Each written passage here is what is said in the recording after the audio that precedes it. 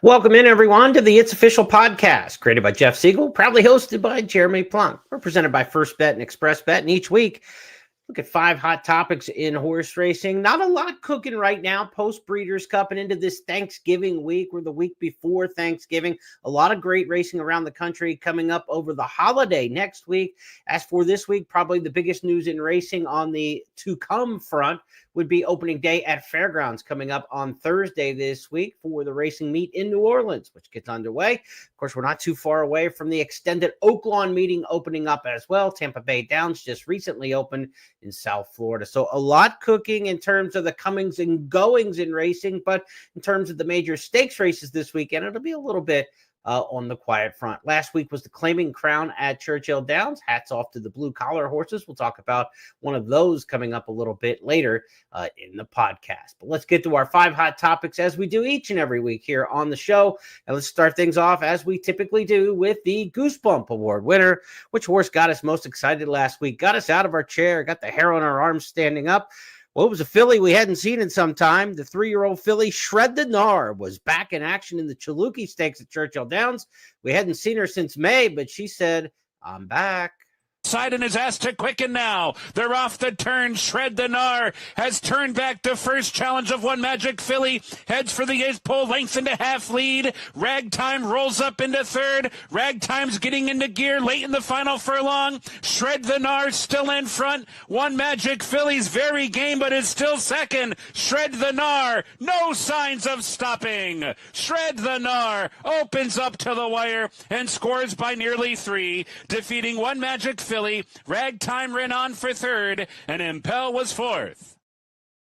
She did it with something in the tank and can't wait to see what this 3-year-old does perhaps next year at age 4. She's well-bred. She's a full sister to Owendale, $1.5 million earner, of course, third in the Preakness, multiple Grade 1 placed horse who won the Oklahoma Derby, Ohio Derby, and other races as a 3-year-old. But as for Shred the Gnars, look, she's just a neck away from being undefeated lifetime in 4 career starts. She's now won 3 in a row after that debut second, beaten only by a neck. This was her first stakes win, and she did it against some good runners in that field. There was Impel in there and some others who had some decent accomplishments. One Magic Filly, Ragtime was a horse who had a lot of credentials behind her, but it was all about Shred the Gnar, and she looks like a good one. We'll see her down in Florida to be sure at Gulfstream perhaps over the course of the winter for trainer Brian Lynch. Exciting sprint filly. How far will she go? Well, this was a 1-turn mile, but she's gone long in the 2-turn races prior to that, so I think she could be very effective around 1 turn or 2. She certainly had the ears up and galloped out well after the win in that 1-turn mile here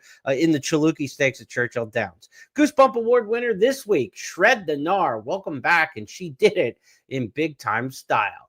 Let's go to our second topic this week, and it's kind of a little bit of a retrofit, if you will. There was a horse, 15 years ago or so, 12, 13 years ago, named Rapid Redux. Perhaps you remember Rapid Redux winning 22 races in a row to wrap up his career. Well, his owner, Robert L. Cole Jr.'s got another one who's looking a lot like Rapid Redux. But let's talk about the former before we get into the current horse that we want to talk about, who was the stakes winner at Charlestown last week. Rapid Redux won 22 consecutive races, wrapping up at the start of the 2013 season. He won 23 of 24 starts after being haltered for $6,500 in a claiming race at Penn National. Again, Robert L. Cole, the owner. Back then, the trainer, David Wells, was at the controls. He won 19 races during the 2011 season, matching Citation's most wins in a year from 1948. If you don't remember Rapid Redux, here he is winning his 22nd in a row,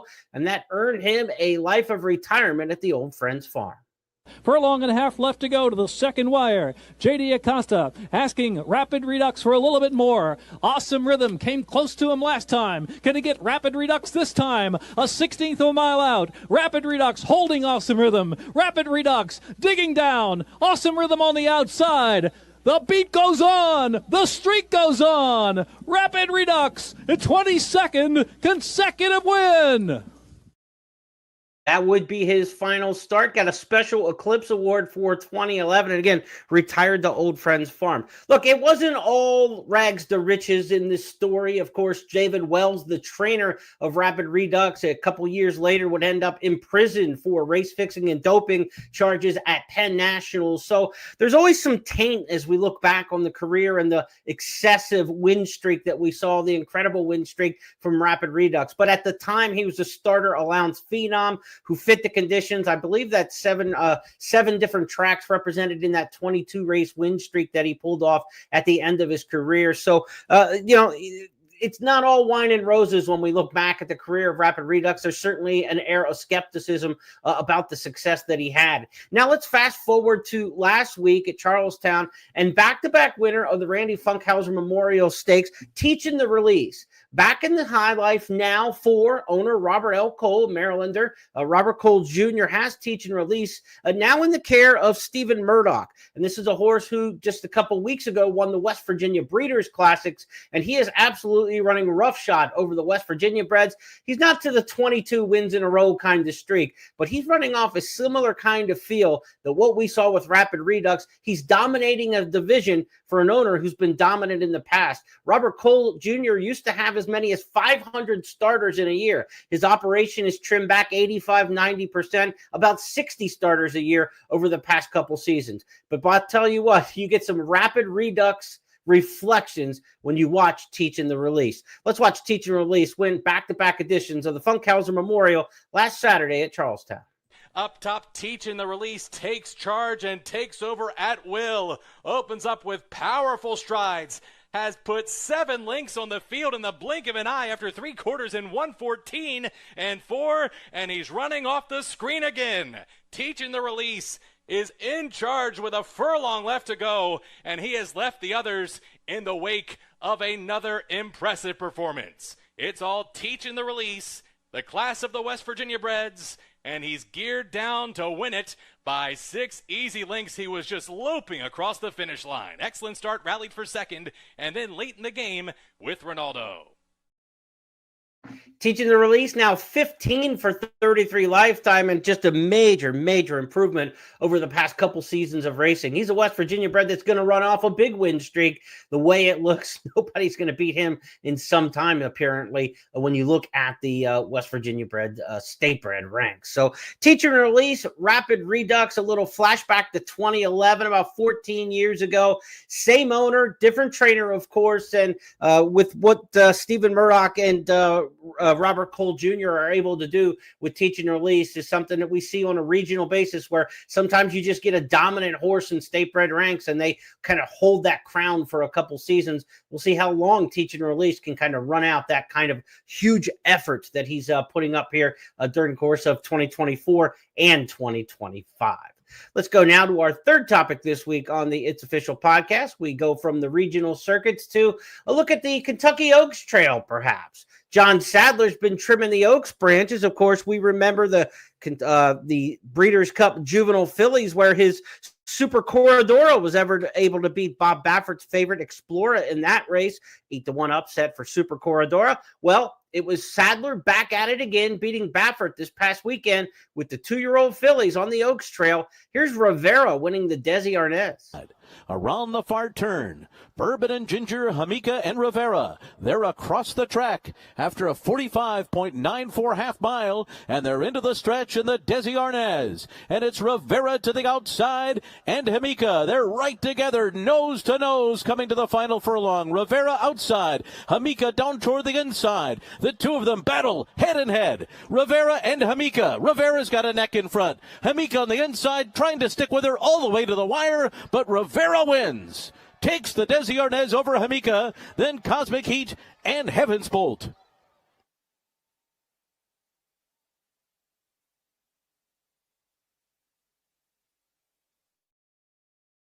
Rivera giving John Sadler a second big 2-year-old filly stakes win at Del Mar this year. A bigger upset probably than what we saw in the Breeders' Cup Juvenile Fillies. Again, at 8-1, the winner there, Super Corredora, beat the 3-2 favorite Explorer for Bob Baffert.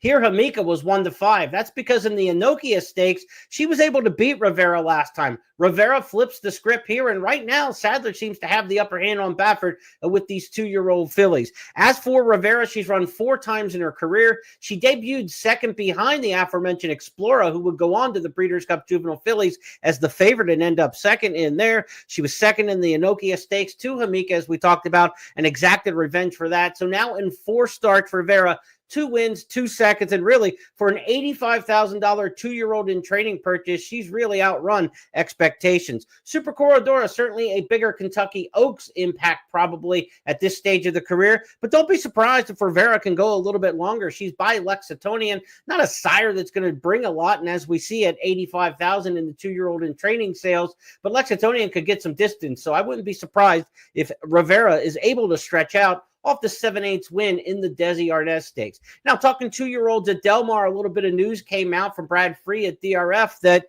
we're not going to have a Bob Hope Stakes this fall at Del Mar because there's not enough 2-year-old colts to fill the race. So that race has been scrapped, and really a situation that needs to be discussed in Southern California. I mean, Bob Baffert wins all of the 2-year-old maiden specials, it seems like, for the Colts. And when it comes time to nominate for stakes, there just aren't enough barns out there that have good 2-year-old colts that are even trying to knock him off at this level. It's almost as if the 2-year-old colts on dirt have just conceded the division to Bob Baffert in recent years. You remember back, I mean, Doug O'Neill would have, 2-year-old after 2-year-old, just not in the same kind of boat anymore with the Doug O'Neill trainees. Every once in a while, John Sadler will have one that pops up. But you think of the bigger barns in Southern California, and they're, Phil D'Amato, you're thinking turf horses, doesn't have a lot on the dirt. There just isn't any competition, it seems, for the 2-year-old colts in California for Bob Baffert at this point, and starting to see some effects of that. I mean, we can't even get the Bob Hope Stakes to go at 7/8 of a mile during the Del Mar Fall Meet. That's been a pretty, reflective stakes over the years. Some nice horses, Bullard and others, have won that and have been pretty solid performers. So no Bob Hope Stakes this year, and not enough 2-year-olds to go around. So you wonder what that means for the Los Al Futurity. The Los Al Futurity coming up in December. And then, of course, at Santa Anita, you'll have the beginning of the year. We'll start off the stakes series towards the Santa Anita Derby. These early season races like the Bob Lewis. We used to have the Sham, but we don't have the Sham. We got the Bob Lewis and the San Felipe and the Santa Anita Derby in that series now. So, we've lost the Sham along the way. Now we don't have the Bob Hope. You're starting to see this 3-year-old Southern California stake schedule start to dissipate a bit, and it kind of all falls back to the Baffert factor. He's just absolutely dominated. I had a stat a few years back, I know now, but it was in my countdown of the Crown scouting reports for the 3-year-olds. But I just listed like all the Southern California 3-year-old stakes and how it was just Baffert, Baffert, Baffert, Baffert, Baffert, Baffert. John Sheriff's, occasionally pops up with one. Of course, this year, Sheriff's with Baeza, and he's had some decent runners in the 3-year-old ranks over the years. But you're typically only getting like one out of John Sheriff's a season, if that, and not every season with a Sheriff's trainee. So unless Doug O'Neill, John Sadler, John Sheriff's can kind of put some horses together. Michael McCarthy now in Southern California, of course, with journalism this year was a big boost to that Southern California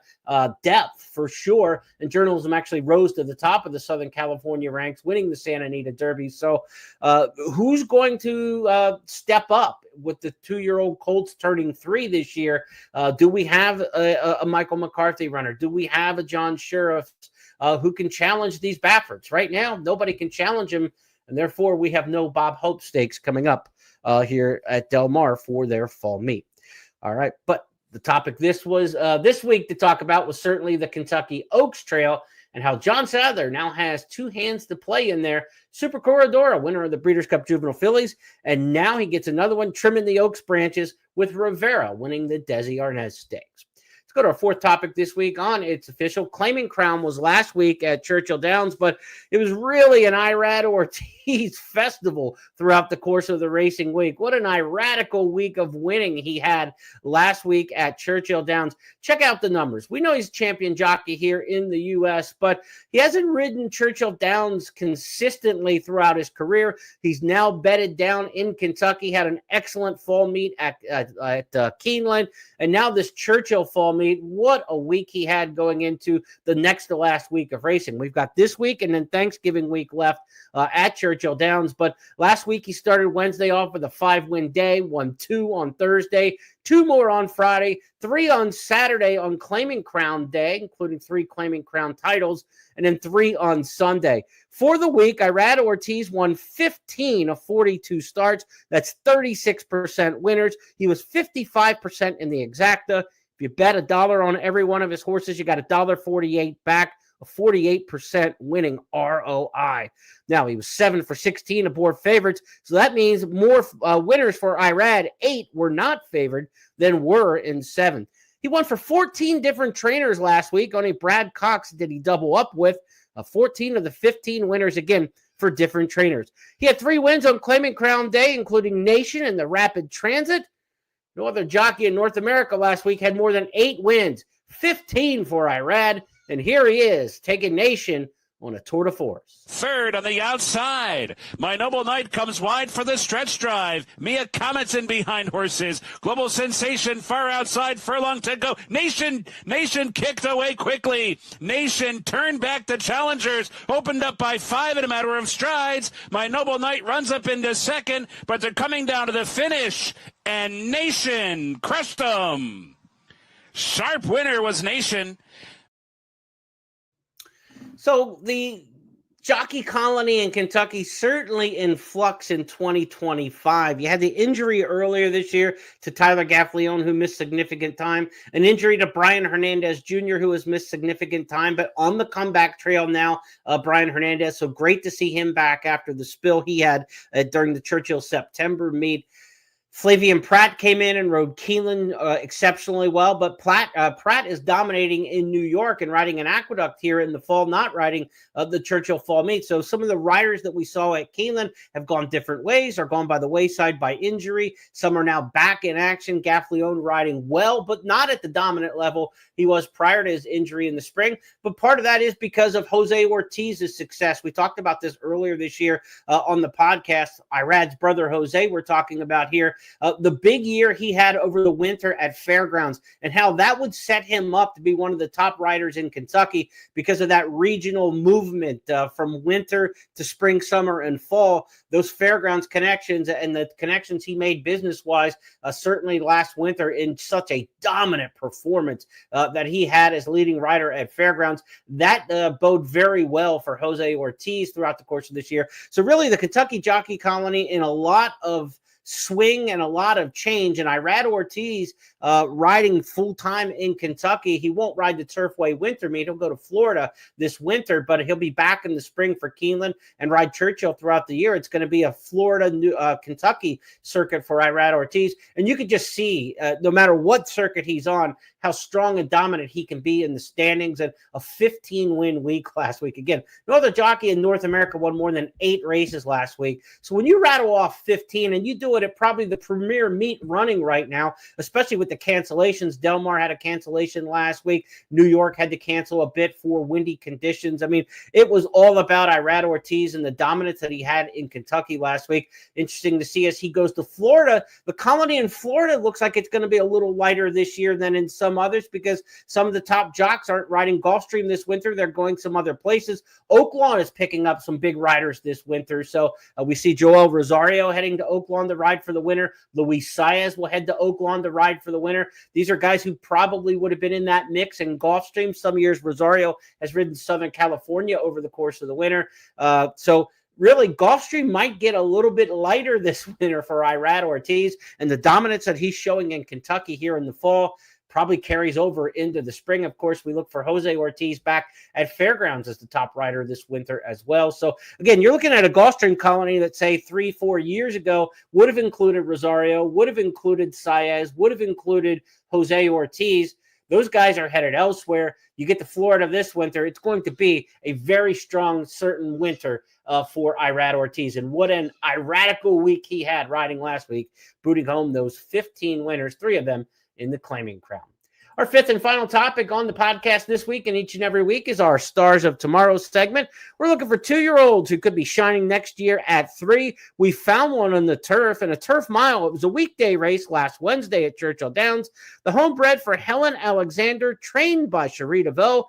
Check out this 2-year-old filly, Cat Spring, 3-year-old winner, a 3-length winner, I should say, in a turf mile. Cat Spring comes alive. Wide move there. Amended Dreamers buried in traffic. Melody Maker has come off the rails. She's been switched outside too. Racing for the 8th pole. Sugar Doll short lead.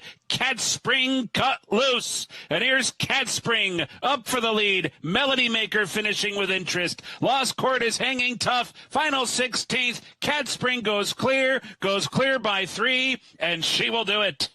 Cat Spring first on the wire. Melody Maker might have nailed second there from Lost Chord. Sugar Doll fourth.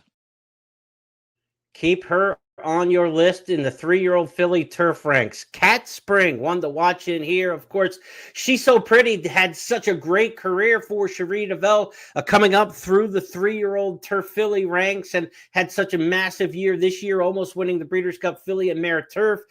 This could be the heir apparent. She feels pretty. Cat Spring, one to keep an eye on here for trainer Cherie DeVoe. Fourth in a Keeneland Dirt Sprint in her debut. She stretched out around 2 turns beautifully in this spot.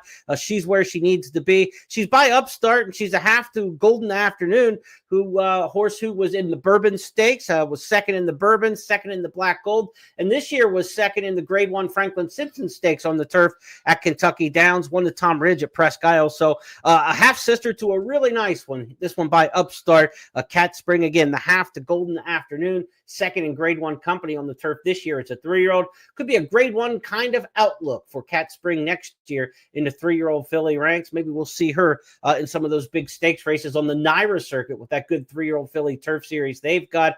Certainly, if you're going to head to the beginning of the year, Gulfstream, Tampa Bay Downs have excellent 3-year-old filly turf stakes there as well, working up towards something like the Edgewood at Churchill Downs Oaks Derby weekend as potential spots for a filly like this. Cat Spring, 2-year-old filly, 3-length winner in a turf mile for Cherie DeVoe. That is our Star of Tomorrow. Let's review the topics this week on the It's Official podcast. We started things off with our Goosebump Award winner. Welcome back to the races and the winner's circle to Shred the Gnar. She had been away since May for trainer Brian Lynch. Handily the winner of the Chaluki Stakes to get the 3-for-4 lifetime. A Rapid Redux re-release, if you will. Owner Robert Cole Jr. of Maryland's got a follow-up to a horse 14 years ago, Rapid Redux, who ran off 22 straight wins. It's Teaching the Release. Dominant winner of the Randy Funkhauser Memorial at Charlestown for the 2nd year in a row. Looks to be another horse who, like Rapid Redux, could find himself in a division where he's just superior and run off some big-time numbers. Teaching the Release, impressive at Charlestown in the Randy Funkhauser. To John Sadler trimming the Oaks branches, we talked about a second upset of Bob Baffert for trainer John Sadler with his 2-year-old fillies. Of course, Super Corridor won the Breeders' Cup Juvenile fillies over the Baffert trained favorite Explora, and this time it was Rivera, a 3/4 length winner over Hamika, a 1-5 shot for Baffert in the Desi Arnaz Stakes. Sadler 2, Baffert 0 in the Big Oaks races the end of the year in Southern California. A radical week of racing for Irad Ortiz Jr. won 15 races on the week, including 3 during the claiming crown at Churchill on Saturday. All 15 wins came under the Twin Spires for him for 14 different trainers, doubling up only with Brad Cox. Irad Ortiz winning for everybody in Kentucky right now. And our Star of Tomorrow, Cat Spring, a 2-year-old filly who could be one of those 3-year-old turf fillies to watch next year. The follow-up, perhaps, to She Feels Pretty for trainer Cherie DeVoe. Those 5 topics are now official because our handicapper emeritus Jeff Siegel and I say so. That's the way we play the game here on the It's Official podcast. I'll be back next week to recap what we had from this past weekend and talk about some Thanksgiving topics as we head into a holiday weekend. Scott Shapiro and I will be with you on Friday this week for the First Call podcast, where we handicap 8 stakes races from around the country each and every week for Saturday and Sunday viewing. So for picks and analysis of those big races coming up this weekend. Be sure to check out Scott and I on Friday with the First Call podcast. On behalf of everybody with First Bet and Express Bet, I'm Jeremy Plonk. Have a great week, everybody. And good luck at the races.